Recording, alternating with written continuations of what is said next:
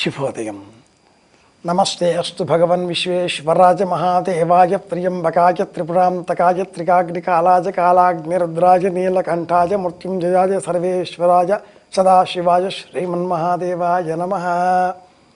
ఈనాటి విశేషం నరక చతుర్దశి, అలాగే మాస శివరాత్రి. ప్రియమైన మా ప్రేక్షకులకు అందరికీ కూడా నరక చతుర్దశి పండుగ శుభాకాంక్షలు, శుభాభినందనలు.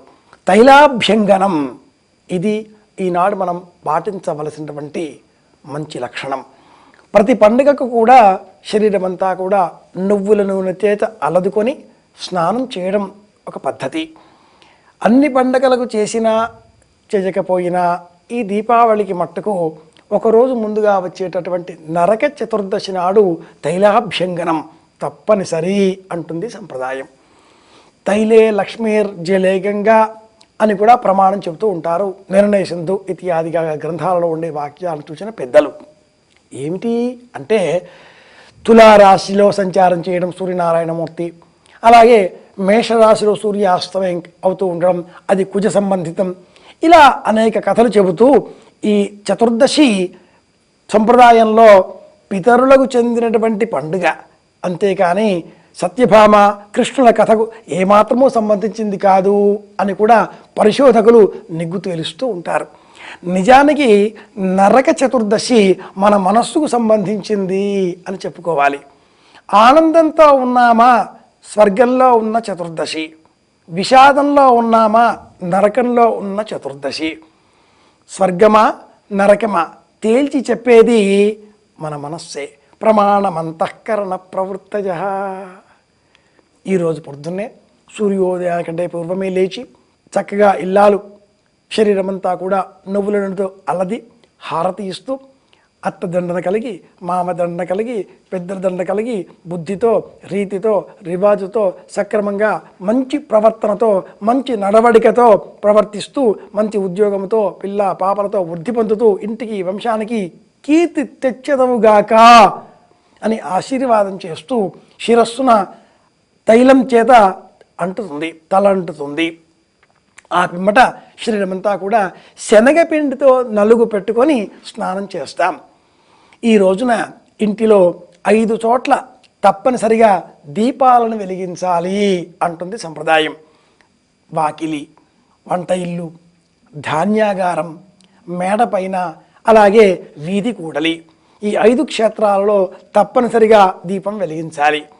ప్రత్యేకించి మేడపైన దక్షిణ దిక్కున యమదీపం అన్న పేరిట ఒక దీపం వెలిగిస్తాం మనం.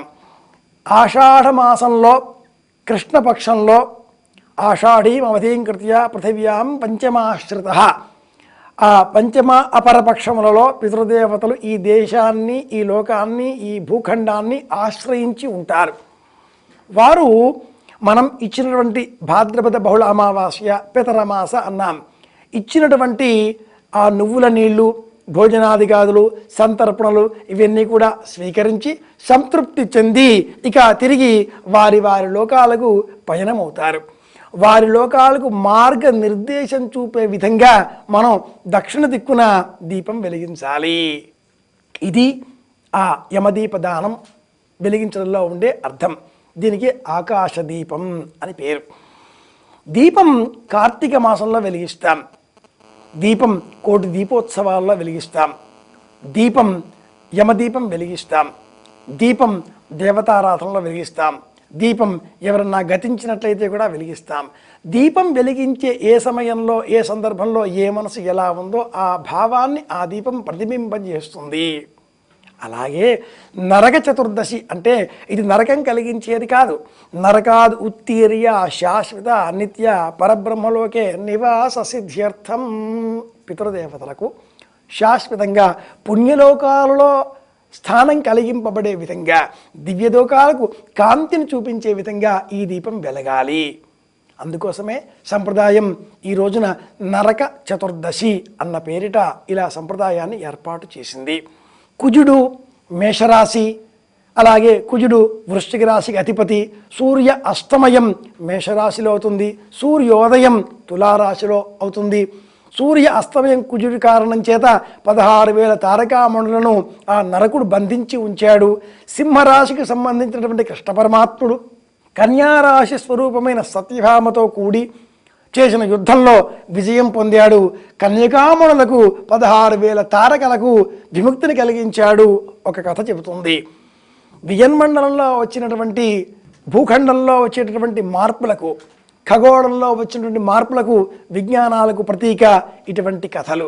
మన పండుగలు, మన పర్వాలు, మన ఆచారాలు, మన సంప్రదాయాలు. కనుక ఈ రోజున నరక చతుర్దశి. అందరం కూడా అందరికీ క్షేమం కలగాలి అని కోరుకుందాం. దీపాల వరసలతో వీధి ముంగిలి దేదీప్యమానంగా జివాజ్వల్యమానంగా ప్రకాశింపబడేటట్లుగా మలచుకుందాం. ముంగిలి మాత్రమే కాదు, మనస్సు కూడా ఆనందంగా ఉంటే అప్పుడు అది స్వర్గానికి చెందినటువంటి చతుర్దశిగా మారుతుంది.